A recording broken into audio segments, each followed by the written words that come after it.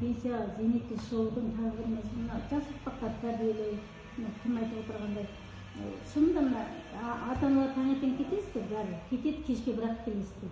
Үйде балаға нянка жалдайды, или тағы бір басқа тәрбиені көрген бала не тәрбие көреді?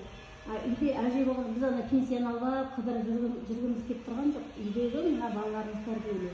Ана болмайды, мына болмайды, бәрібір біз қараймыз оларға. Телефонға да қараймыз. Қазір менде немере бар, таң атқаннан кешке дейін телефонда отырады. Мамасы, папасы жұмыста, мен өзім бөлек тұрамын.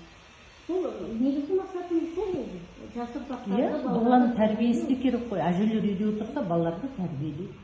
Әжелері қаңғып жұмыс істеп жүрсе кім тәрбиелейді? Негізгі біздің талап ететініміз әйелдердің пенсия жасын 10 жылға қалдыру.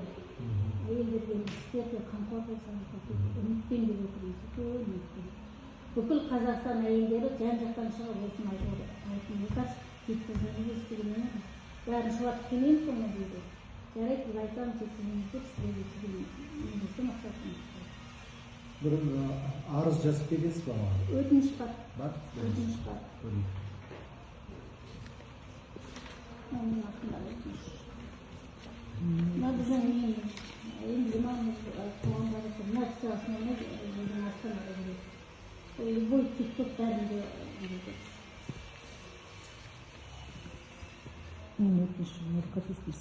Сіздер Қайда рукописный жаңа қайтпаса жүрмін.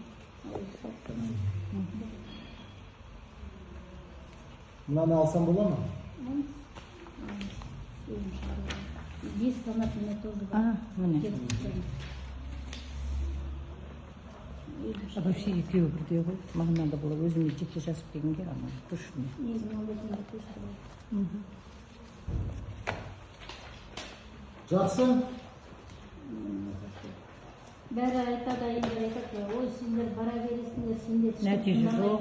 Нәтиже жоқ деп мен айтамын, айналайын, сен Тамшық тастағат деп. бара бермесең саған қайдан нәтиже болады?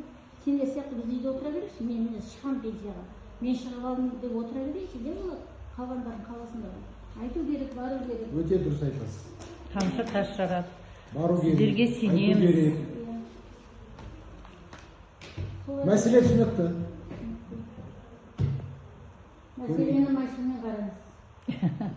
Көмектесейік. Бүкіл әйелдер, аналар не ораза айтып, сөйлеуін тартып отырмыз.